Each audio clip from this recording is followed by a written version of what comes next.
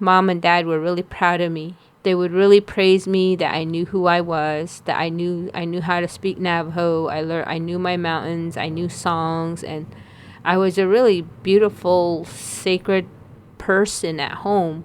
But when I went to school, it was a different kind of story. This is High Tech High Unboxed. I'm Alec Patton, and that was the voice of Bernita Bedah. Bernita is a kindergarten teacher in Newcomb, New Mexico, and her class is part of a dual immersion program in Navajo and English. This is one of 2 interviews with Navajo educators that we're putting out this week. The other is with Peter Deswood, the Assistant Superintendent of the Central Consolidated School District. I highly recommend listening to both episodes. I spoke with Bernita at the 2023 Deeper Learning Conference. We talked about how she helps her students feel connected to their heritage and proud of their identity as American Indians. This was definitely not something she got from her own teachers, so we get into that as well. One quick definition before the interview starts. Bernita mentions teaching at a BIE school. BIE stands for Bureau of Indian Education. Here's the interview. My name is Bernita Bedah. My clans are Navajo and English, Ashihe Bashishtin, Toeheglini Dashiche Bitani Dashanala. Those are my 4 clans in which I identify myself. Got it. What does that mean that you have 4 Well, clans? my first clan represents my mom's clan, and we are many Hogans. Translated into English, they say that's what it means, many Hogans. My second clan is actually my dad's first clan. So I'm born into this clan, is Ashihe, Salt People clan. My third clan is my grandfather's first clan. So that's Toeheglini, Water Flow Together clan. And my 4th clan is my paternal grandfather's clan. And that's Betani. They can say within his cover or the Leaf clan. So that's my paternal grandfather's first clan. Our mother's clan, our first clan, is the one that we are. So, for example, I have my daughters are all going to have my first clan, which is many Hogans. And what's a Hogan? A Hogan is a circular shape shelter, a home that's built out of logs and mud. And it's a dirt floor, and it's a 1-bedroom. It really signifies the earth. We live in like an earth dwelling. And the door always faces to the east, where the sun rises. Okay. So that's what a Hogan is. And why is that? Why does it face to the east? Our doors always face the east because that's where the sun rises. And that's where they say the holy beings are the first ones that come out and see your door. And I remember that we used to run to the east early morning. When we go out running, my mom would pick up all our bedding and she would be sweeping out all the laziness, the bad negativity that's in our Hogan, and she would sweep it out the door. And the sunlight that hits that is the one, it makes it vanish. So she would sweep out everything, and then when the sun hits it, she'd say, it's all gone. Now, you can't be lazy. You can't have negativity in the Hogan. So it was just a routine. Yeah. You wake up, get chased out to go run. By the time you come back, your bedding's already picked up, so you can't lay back down or crawl back into bed. The day starts there. You have food, and then you go do chores. So you go run, go for a jog? Yes, exercise was a big part of our culture. So a long time ago, a lot of our grandmas and our grandfathers were really slim. They were really skinny because they ran every morning. That was kind of like their exercise. And also they ate really healthy.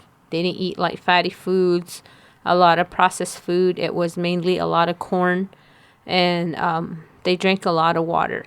So a lot of our ancestors back then were very slim. And as we started to colonize and get assimilated, we had processed foods. And now there's a pandemic of obesity, a pandemic of diabetes, a pandemic of alcoholism, and people not really taking care of themselves anymore. Mm-hmm. So back then, our families, we already had a lot of healthy ways we were living. Yeah. And as we colonized, we learned a lot of bad habits. Mm-hmm. To this day, a lot of our kids don't even run to the east anymore. They're more on their TVs or their devices. They're not really out there active and not really farming or They're not out there doing chores with the horses or the livestock or the animals and stuff. So it's really getting pretty bad out there right now. And we as teachers are trying to re-educate and try to reteach them like the old ways so we can come back to that. So that's a nice transition to your teaching. Yes, it is. With our teaching, with what I teach, we teach dual language, revitalizing our language and our culture. One thing with our program is we really try to build their self-identity. And a lot of our kids come from homes that are broken or that are not structured, meaning that there's no discipline. There's not really a way that parents are teaching their kids the cultural ways. So they end up coming back to the schools and relearning it there with our program, with our dual language. And we really feel the more we build their self-identity, they're getting very rooted back into their cultural ties, and that builds their confidence in doing really well in school, academically, socially. They're very respectful to themselves because we teach them that they gotta love themselves first before they love others. And with that, we teach them to revert back to k'eh, and k'eh means family, kinship. So a lot of our kids in our programs are very respectful toward elders. They're very respectful to each other, and they're respectful to themselves. So we really want to come back to where they're really proud of their identity. And a lot of our children, they're lost. And I wanted to say that, like our keynote speaker at the end of this, Rochelle, she said something about really knowing your identity will help you know what you want to do. And that really stood out to me. And she was talking about ancestors, saying that your ancestors wanted you to be here, wanted you to be at this conference.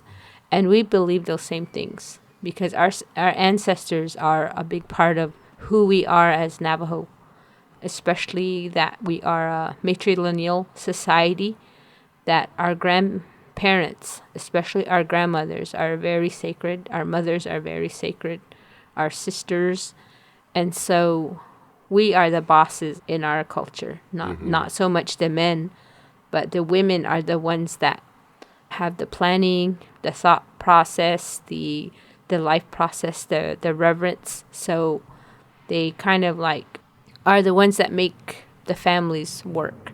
So a lot of women out there are the ones raising these kids. And we're seeing that more often now.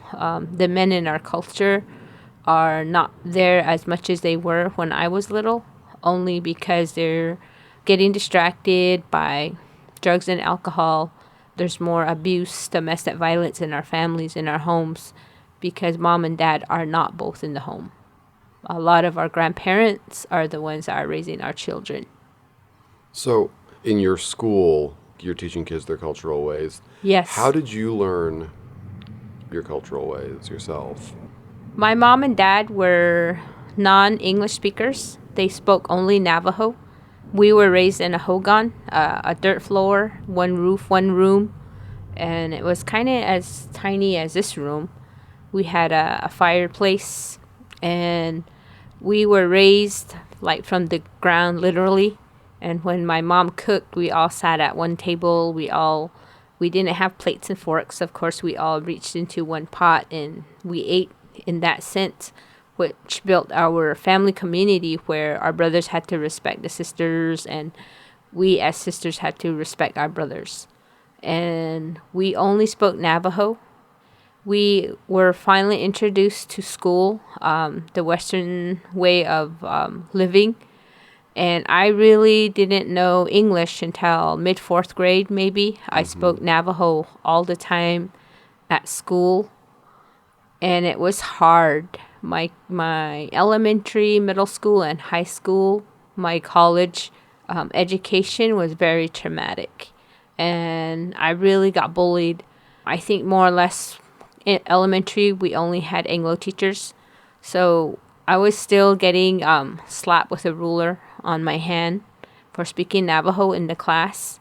it kind of really traumatized me. And when I started to learn to speak English, I would hear, the English teachers really whispering about me, how dumb I was, and I'm a savage, and I'm a dirty Indian, and I smell, and I could understand what they're saying until about sixth grade. I started learning to stand up for myself. And it was really hard because at school, I was really put down, and it was really negative. But when I got home, Mom and Dad were really proud of me. They would really praise me that I knew who I was, that I knew how to speak Navajo. I knew my mountains, I knew songs, and I was a really beautiful, sacred person at home.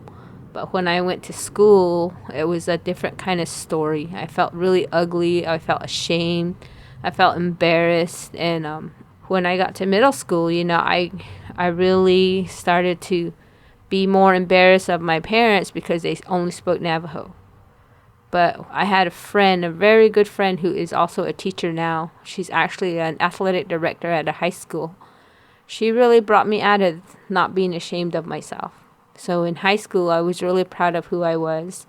And when I was graduating, I was actually allowed to do the benediction in Navajo. And that really gave me a boost of my pride that these things were still important.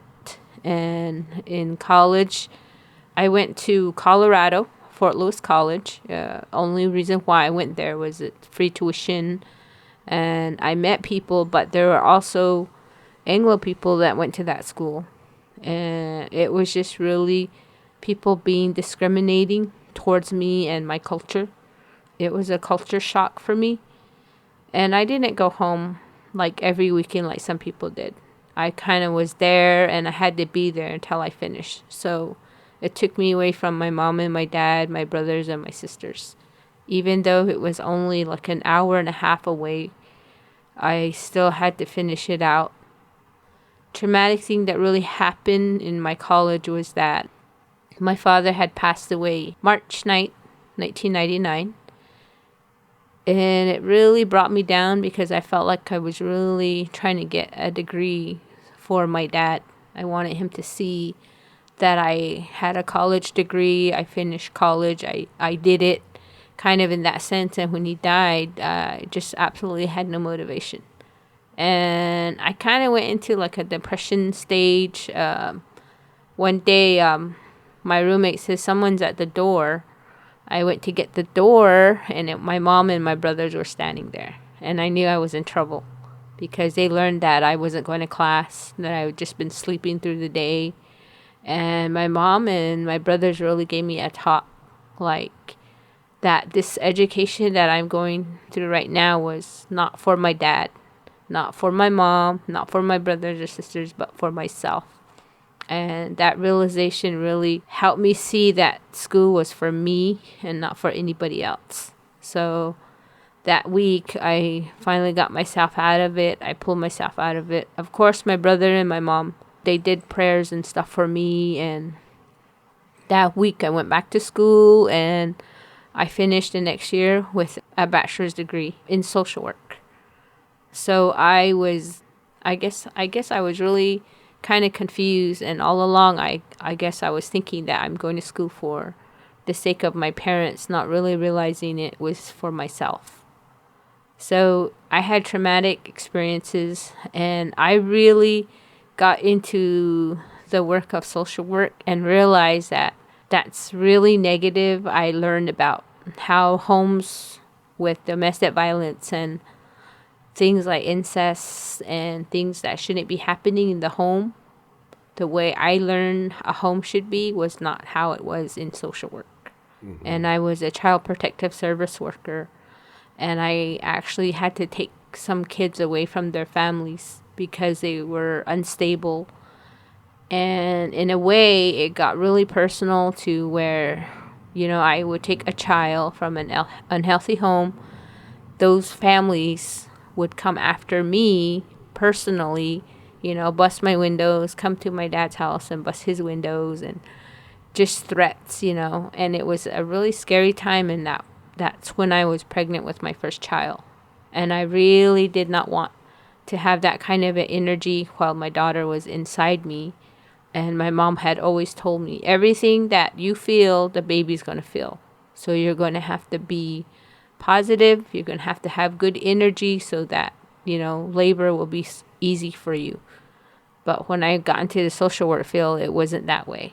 So I decided that I really don't want to do this. This was another thing that I learned that, wow, I grew up in a real, strict, healthy home. But when I saw what domestic violence was doing to our families, it really scared me. So I got out of that field immediately and decided that I wanted to be a teacher. Mm-hmm. And I've always told myself that the way I felt when I was in kindergarten or when I was in elementary, middle school, and high school, I would not ever give those kind of experiences to my students, that I would make them feel the most beautiful, smartest person in those 8 hours that I have them. And it was 9 months out of a year. And I really want them to feel really special, real precious, and really sacred.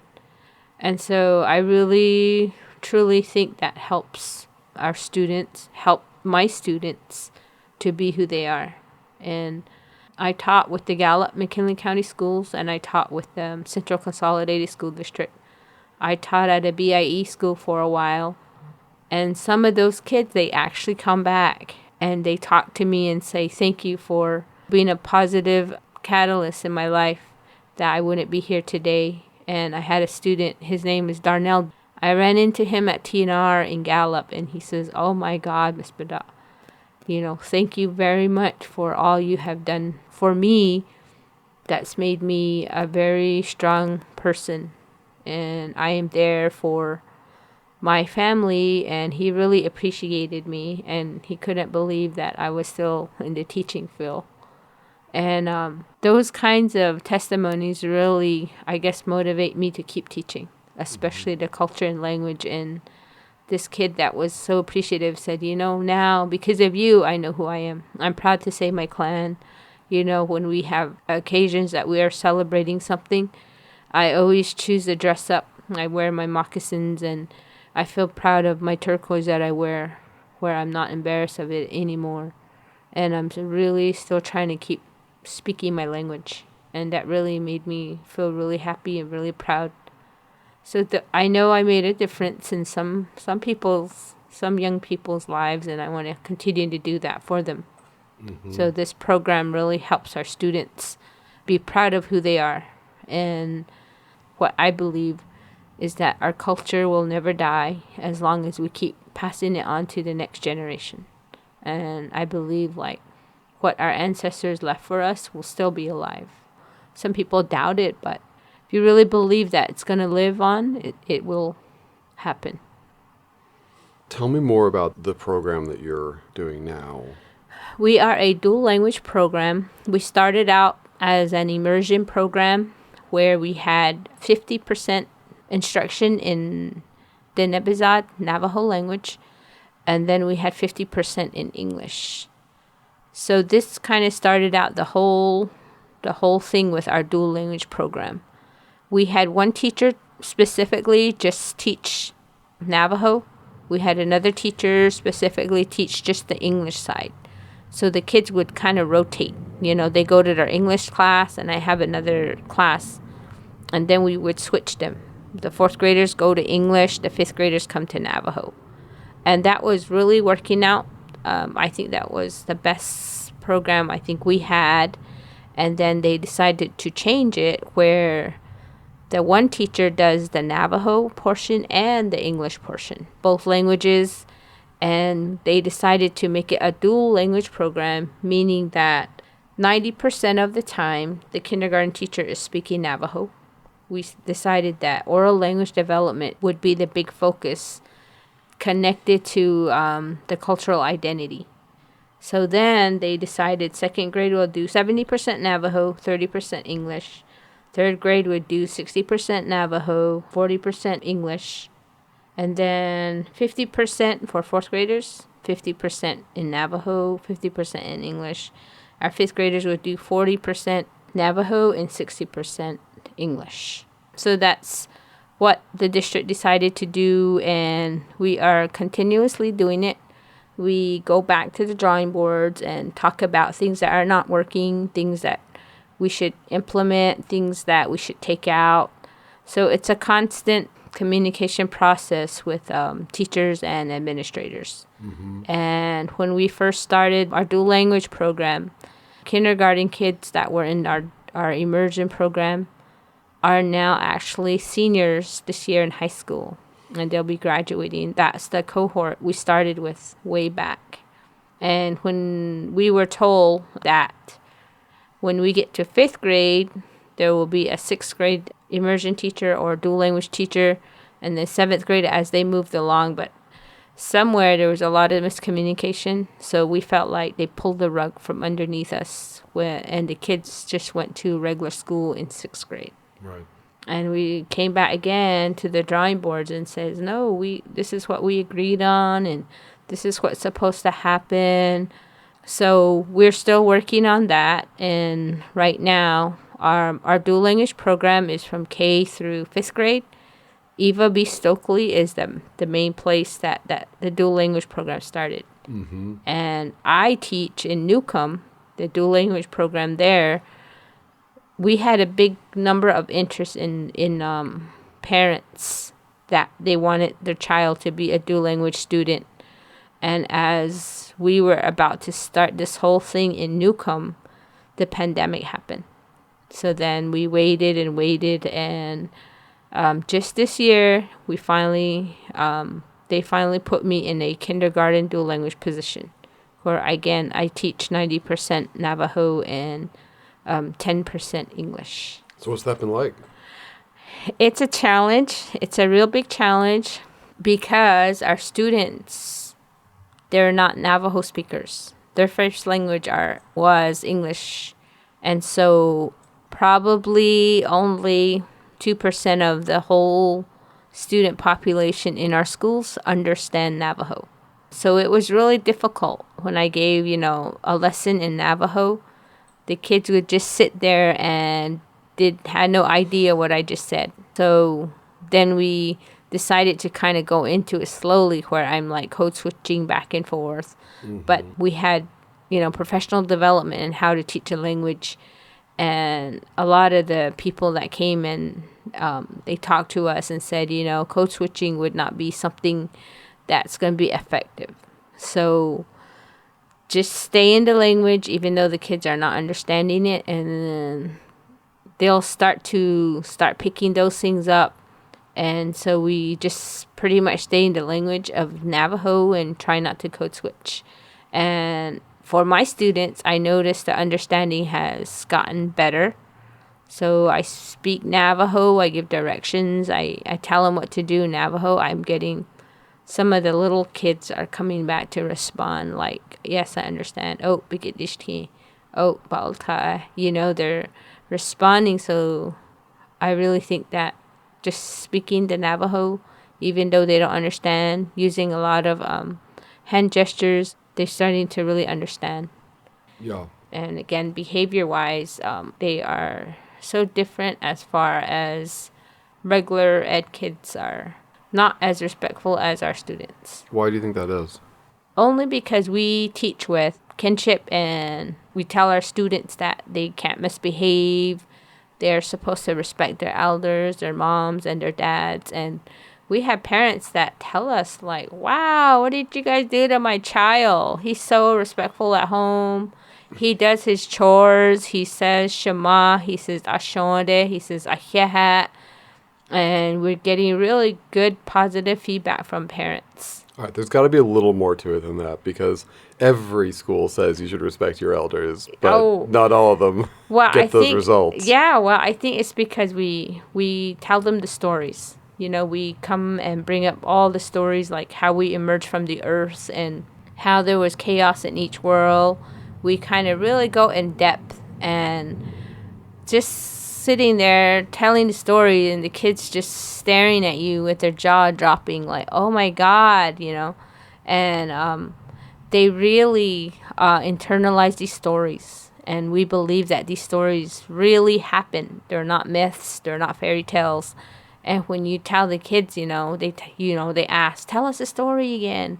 And a lot of our stories, especially our winter stories, it deals with the coyote. And the coyote in our culture is known as a trickster, as a person that's really naughty, someone that never follows the rules. But in the end, he's always the one that gets burned. And our kids know, like, if someone's getting out of hand, someone would say, hey, don't act like that. You're acting like the coyote, because they know those stories. And so they don't want to be like the coyote, the ma'i. So they're pretty much kind of start to control their own actions in class. When you're telling these stories, are you mostly telling those in English or in Navajo? For me, I do it in Navajo. And I use a lot of visuals. So I use a lot of picture cards. And just them reading those picture cards, then they kind of understand what I'm saying. And since they hear it a lot all the time, they can tell it back to me a little bit. And that's where, like, the retelling stories comes in from ELA, the sequencing, and all these different things. I'm actually doing it and kind of training them. So when we do get to that part, they already understand and they know what to do. What would it have meant to you as a kid to be taking class, having your teachers speak Navajo with you?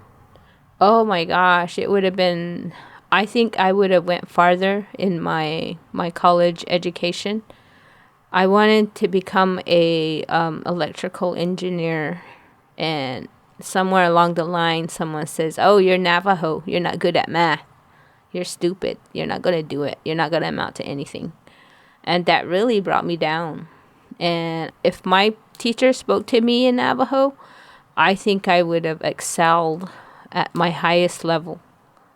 I could have bought my mom a home with a good degree, and I could have bought my dad a truck. I could have, came back and helped my family. But that never happened because all these years I felt so low about myself. And I had, I guess, really low self-esteem that somebody just brought me down. And I remember a teacher in middle school says, "Why are you trying to hang on to that? It's eventually going to die. Everything dies." Kind of like that. And that really stood in my brain. It still does to this day. And I really just wanted to show her, like, I could do this. And sometimes I wonder what my elementary teachers would have said about me today. I'm really thriving in what I do. I actually have a passion for teaching, and money doesn't matter to me, but as long as I love what I'm doing. And I just wanted them to see that. You guys said I would never have a love for learning, but I do have a love for learning. And I don't want anyone to teach my students that. I want to be the teacher that tells them they can and they will. I want to be that teacher to them, not what I've experienced. Thank you so much. All right, I have one other question, which is you mentioned that you said in 6th grade you started standing up for yourself. What happened? I used to wear a hairband to school. And people would make fun of me, and they would call me, "You're just a res girl. You're just a John. And you won't amount to anything." And then, kids walking down the hallway, they really pulled my bun. They would yank it, and they would hit me. And they would call me, like, a savage. And they would say, "Oh, you stink." Because I always wore the same clothes over and over. Every evening, when our clothes were dirty, my mom would actually sit there and hand wash it and then dry it out. And then we'd wear the same thing the next morning. And so they would tease me and they would make fun of me. And they would say that I was poor and that my parents were stupid only because they weren't English speakers. And finally, one day, I told my dad what was happening. I said, "This is what they're doing to me." And then he says, "You know what? It's okay to fight back. Go ahead and fight back." So the first kid that pulled my hair that day, I pushed him and said, "Try that again." And he tried to do it again. And I kind of like slammed him on the ground. And I said, "This is my sacred hairband. This is where my knowledge sits. And if you touch it again, I will punch you in the nose." And so I finally really stood up for myself at that time. And all the kids in the cafeteria were like, "Oh my gosh." And they started to kind of stop doing that to me. Did you get in trouble? I did get in trouble. and I did get suspended, but my dad told me that's okay. You stand by what you did as right for you, because those kids have no rights to do that to you. So we came in, brought his mom in, and come to find out they were related to my dad. And it was kind of more embarrassing for them to be confronted by my dad and say, your child needs to leave, his hands off of his sister. This is his sister. And so that's when everything stopped. And people started having a little bit more respect for me. They started to treat me a little bit more nicer, especially the boys. And I used to tame horses with my dad. And so I was really tough. So it felt like my dad had to give me permission to say, go ahead and defend yourself if you need to, in order for me to do it, because I just didn't want to get in trouble. So that's kind of, I guess that's where I'm really verbal now today. To this day, I'm very verbal. And sometimes I'm at my children's school constantly saying, this is not right. Why is my child going through this? Why is this teacher saying this to my child? I went through that. I don't want my child to go through it. And it's kind of sometimes really embarrassing for my children. But I always tell them, you can't be treated that way. You're a person just like them, and you're sacred, and you're always going to be sacred. And you treat yourself like you're a sacred person. You're a 5-fingered being that needs to be respected. Even though you're a woman, you're a minority, you still have a voice. And in our family, we couldn't be very vocal and expressive.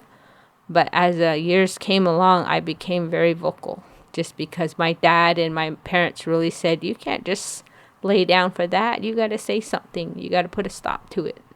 And so that's what happened to me in 6th grade.